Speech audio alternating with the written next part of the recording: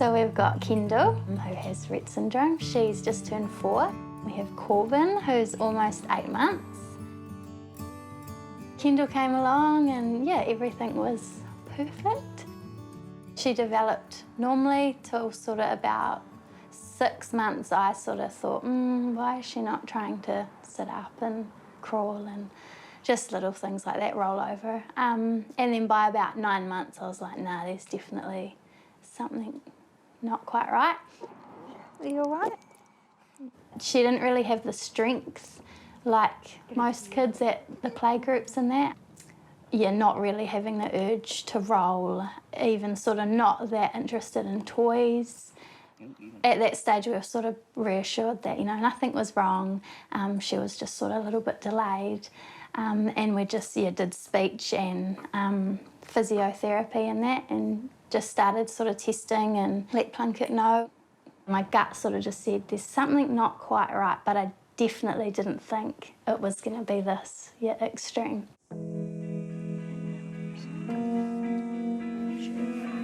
Sarah was born in October '93. Rett syndrome is just a random genetic mutation. They don't know why the mutation happens, even though they've found it. Rett girls are born normally, like any other child, and start to develop normally, like any other child. She was just a really cruisy baby, just lovely. Yeah. Then between 6-9 months and 2 years old, they all have a period of regression, so whatever skills they gained, you'll notice a drop-off. Yeah. It's not hereditary. Then there's one Rett girl born every 5 minutes. Mostly girls. Rett syndrome is an X chromosome mutation, so the girls have 2 copies of X. The boys have only X and a Y. Are you ready? There is a few boys in the world, but yeah, they're a lot rarer than the girls.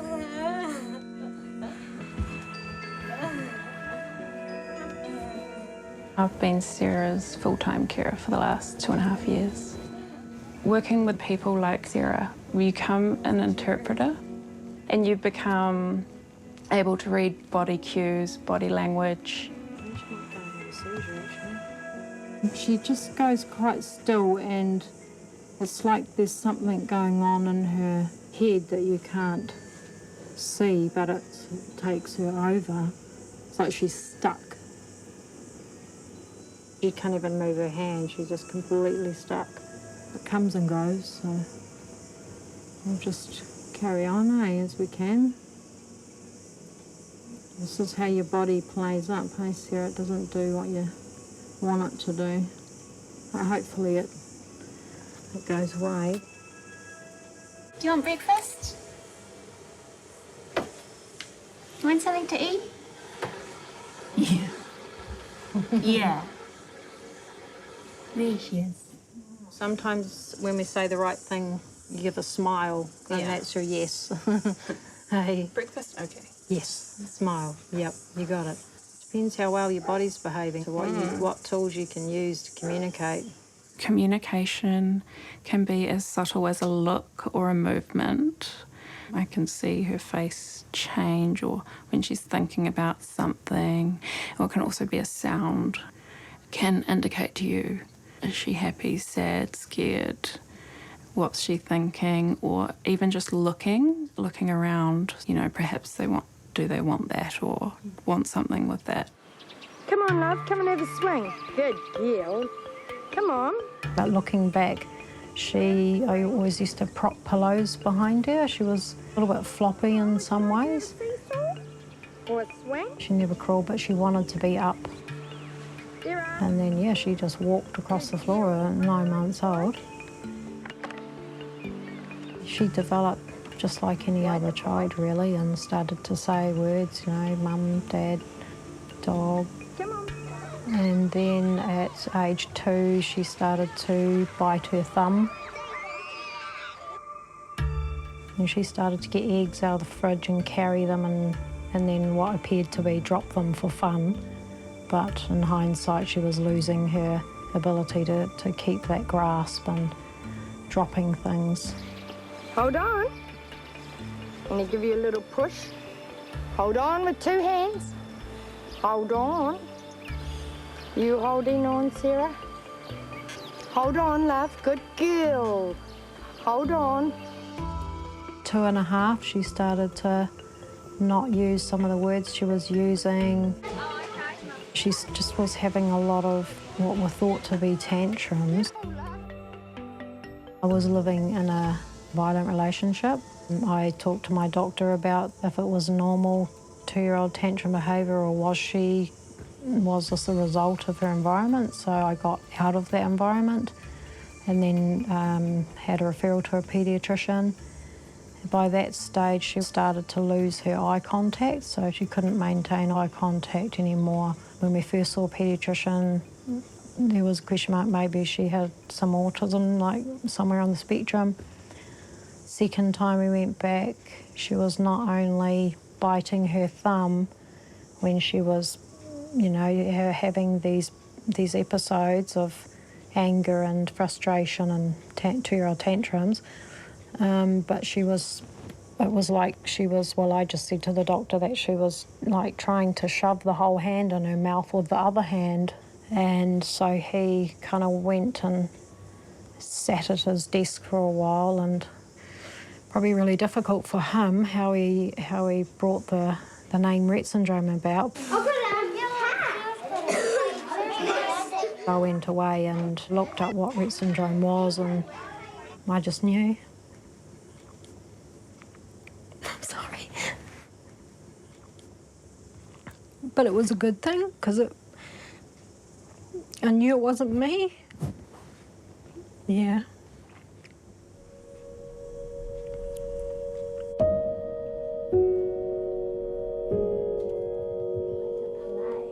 At the beginning, they were like, no, nothing's wrong, we'll just do therapy. And then it sort of got maybe to about where she was 2, she was showing that she was definitely delayed, quite extremely delayed, still not crawling. And that's where they were like, we're thinking it's probably genetic, so we'll start doing genetic testing. Ready? All of it came back normal. Kendyll, looking over here. Then she started doing the hand movement, which is a stereotypical thing for Rett kids. And our paediatrician sent the form away that she'd started doing that. And yeah, he got hold of me and sort of said, right, I'm going to test for Rett.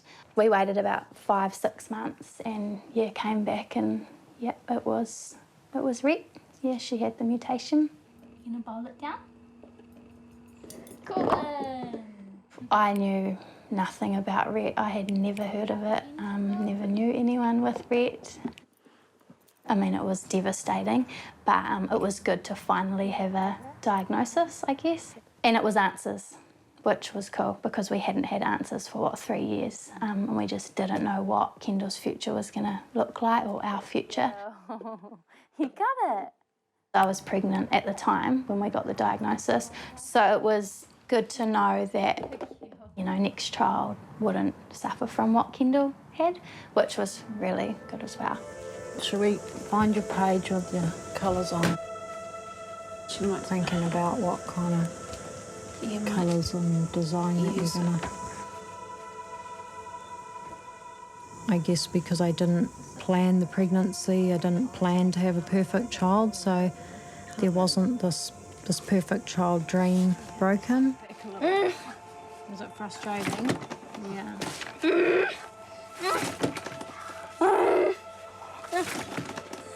Yeah.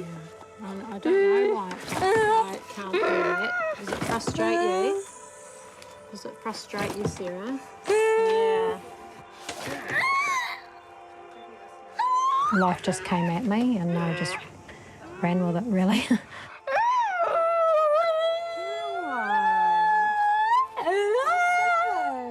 She's 24/7. She doesn't go to sleep at one certain time at night and then sleep till X time in the morning. Yeah, she doesn't really have a sleep-wake cycle.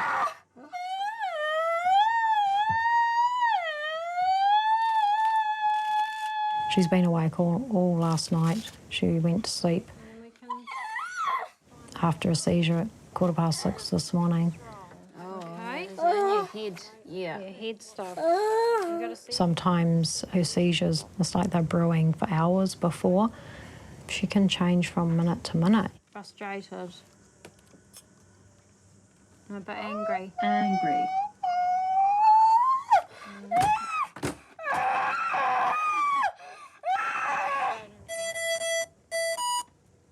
Don't have a heart attack. Maybe you want to do something else.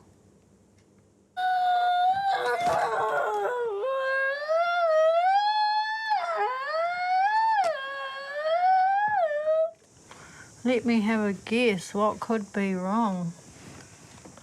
Uncomfortable. So Sarah uses a eye gaze device called a Toby, and that works by knowing where her point of vision is on a screen through tracking her eyes. So her point of vision becomes a cursor on a screen that she can select, cells. She can tell us so many things about what's going on with her body, what she wants to do, what she likes, where she wants to go. She was the first Rett girl in New Zealand to be funded an eye gaze device. Get out of my chair. I was thinking maybe it was that. Okay. Are you a bit uncomfortable in your chair? Yeah. Should we take you down to your room, Sarah? Close your eyes for yes and look away for no. That's good. Good communicating. That means, yeah. We hear you. We do. Awesome, Sarah. See, you got there, in the end.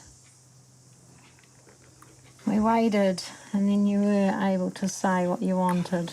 Yes, I want to get out of my chair.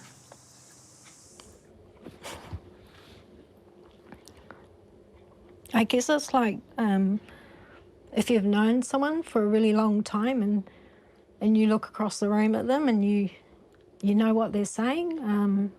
Yeah, I've always had that with Sarah, and I think every other parent will say the same thing because you know that they understand. You can see the words in their eyes. You want to try and walk to your bed with Michaela? Good girl.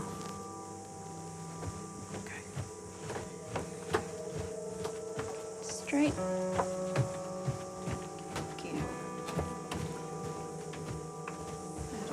Well done, Sarah. Good job, buddy. Okay. Awesome. Yeah, she's really on the brink of a seizure, eh? Mm-hmm.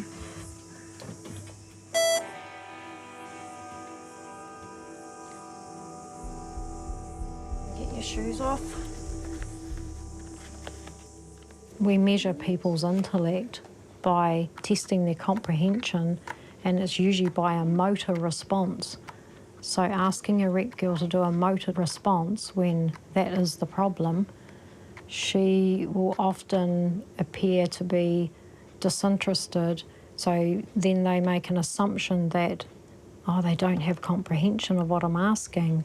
Certain teachers, they knew she could read, they knew she could learn, they knew she understood. There's nothing wrong with her intellect. Yeah, she can't show her intellect in the ways that we test them physically.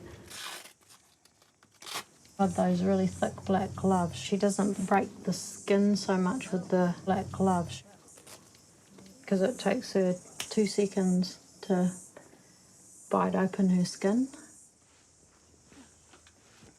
It's very comforting for her, but she doesn't feel the pain that we would probably. So yeah, it's part comforting, part the only way she can communicate how bad she's feeling. So if it's not so bad, she might just make sound, and then the next level is to make some sound and bite a little bit, and then to say, it's really bad, I need you to sort it out really quickly. That's when she bites really hard and throws her body around, as if to say, I need help now, it's urgent.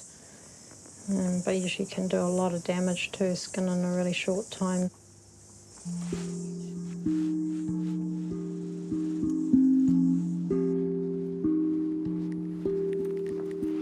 brush your teeth, Kendyll?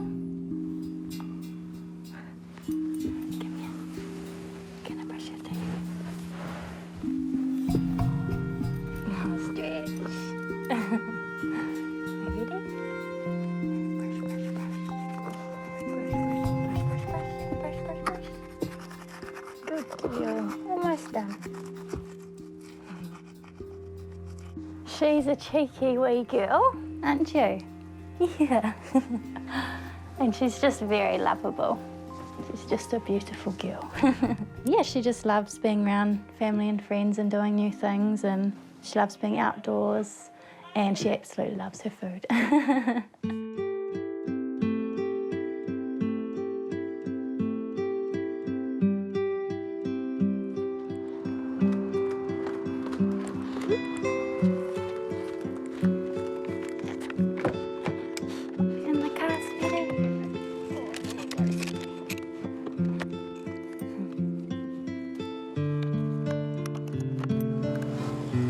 Off to riding for the disabled. Kendyll rides there every week. She absolutely loves it it's really good for her strength and that. She just enjoys plodding around and seeing the horses. Because we know that she's obviously going to get heavier for us. You know, she may stop developing with, you know, she might stop crawling or able to sit up on her own and that. So we are trying to do as much as we can at the moment while she's still light enough for us to carry around and, yeah, do a lot of experiences with her, yeah. Hello, Tiana. Walk on. Kendyll's been riding with us since she was quite young. So she's been here at least 2 years, so we've got to know her and her family quite well. I have a preference for starting children early as possible, especially if they have sufficient trunk and head control. I feel that they can get the most benefit from it the younger we start. What are they doing? Because for her to balance this way is quite a challenge. It's a good girl. She'll get Whitey to walk on. So because her core is being supported on the pony's back, the pony's mimicking walking for her. So this is like walking for Kendyll. It's nice and safe, and she likes it. Within any syndrome, there's variations within it, and some are very severely affected and some are not so badly affected. And what you see on the paper from the specialist and the paediatrician isn't what I see come in the door. You can see she's holding on with her left hand, quite nicely actually, onto the strap. Okay, we're going to try a little walk. So we're going to walk on. It's very stimulating sitting on the pony, especially when you're unable to walk. Where's your sister? So in her own way, she's communicating. She talks with her eyebrows. There's a lot of eyebrow movement. Yes. Happy? Happy, yes, happy. Oh.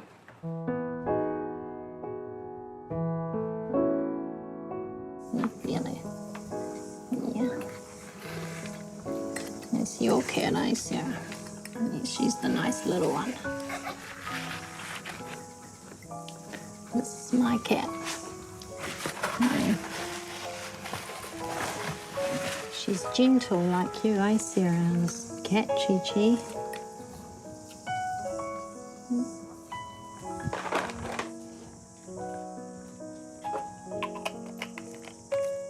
Leaving the house is the commitment. You don't want to leave the house and be half an hour from home and have forgotten something critical, such as a medication.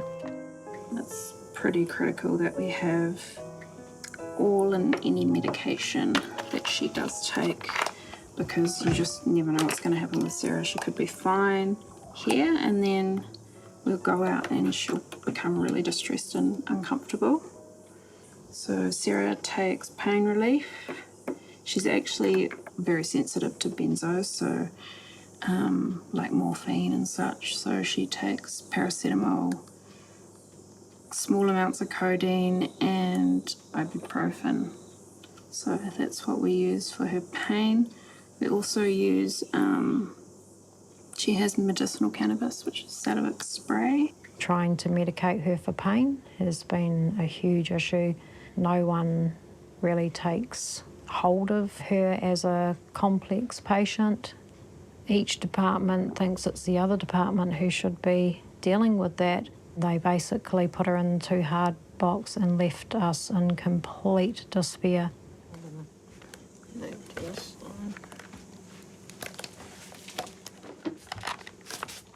So this is a gastrostomy feeding pump. So Sarah has all her water. She just constantly 24/7 has water because she can't drink. We don't try and rush anything. We don't care about being late because it's more important that we are prepared. Last year, Sarah's health was pretty poor and got worse during the year, and her ability to leave the house became smaller and smaller. As you can imagine, having to spend weeks on end in your bedroom can be very hard mentally. It is a task to keep the spirits high, keep the energy going, and not be too sad ourselves, even though we may feel that. When Sarah goes out in the community, she's 2-to-1 because of her needs, because of seizures and oxygen. So we always need one person driving, one person sitting in the back with her to attend to her needs as it happens, because you don't want to be on the motorway driving and she's not breathing in the back.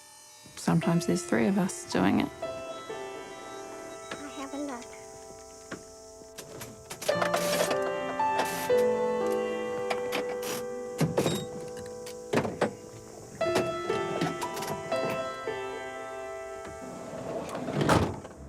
I don't get any respite. I haven't had respite since she was 17, 7 years.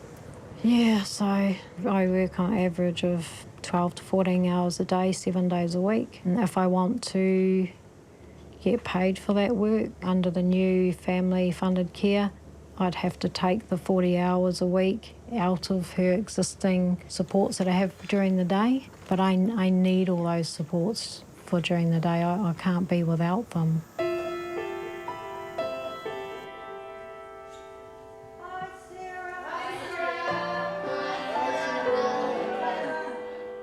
Definitely feel passionately that you should not write off someone who's nonverbal. Just because they can't speak doesn't mean they can't think, that they're not present, that they are not wanting to be a part of your conversation, be present in the room, and understanding that they are inside, especially with Sarah, she's locked in her body.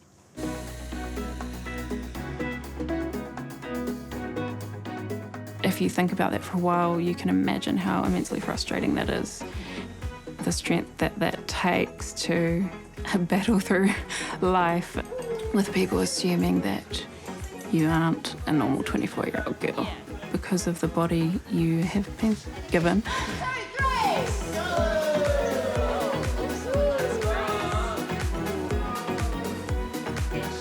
It's just really important for me that she has opportunities to engage and belong to other communities.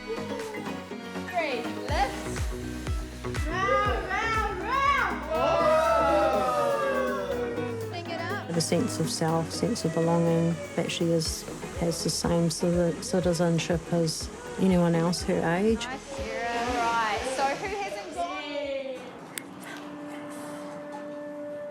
But I'm not sure how much she's going to cope with today. Gonna stand up nice and straight, sweetie. That's it, that's it. Nice and tall. Good girl. Yeah, so she's having to really work hard to keep that balance and falling over. Good girl. And we've noticed a decline in her muscle strength and that, so yeah, we're definitely trying to get back into daily Amos. So it's something that she just found so easy going back sort of 6 months ago, which is all just declining, which is pretty, I guess, normal for Rett kitties. Yeah, it's just something that she can't really control. You're doing very well, sweetie. You know, at the moment, Kendyll's able to crawl and sit and eat by herself, but sort of looking into the future, it's definitely something that's going to deteriorate. We're going to stand and up, up, up, up. Come on. You know, she could develop seizures, scoliosis. Most girls develop scoliosis. Good. She's probably not going to learn to walk. She'll never speak. Nice and tall. There's some nights where she's just so upset and we just have no idea, you know, what is going on. So for her to be able to say, you know, she's got a sore stomach or sore head or whatever, too hot, it would be, yeah, absolutely amazing for us. It is quite a scary thing to look, you know, into the future. But we are hoping, you know, they're working on different trials and hopefully a cure. But yeah, it's just something that we have to just wait and see.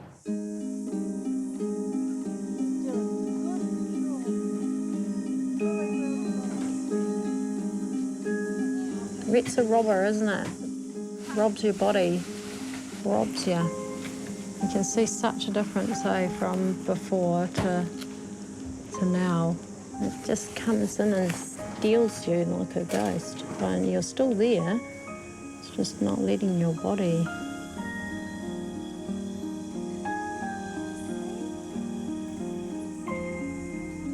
It's just hatched. Wow! I'm seriously that. Yeah, she's looking, Jemima. Yeah, she's got her eyes open.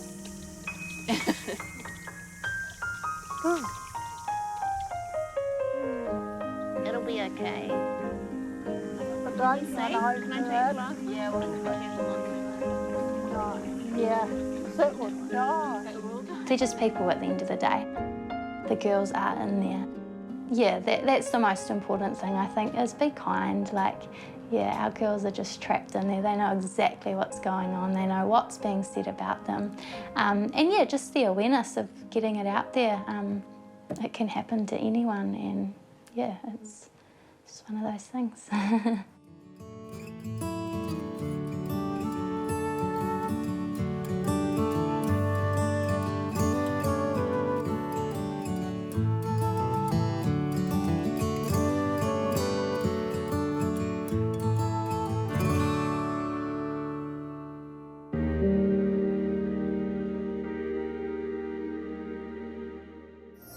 Attitude was made with funding from New Zealand On Air.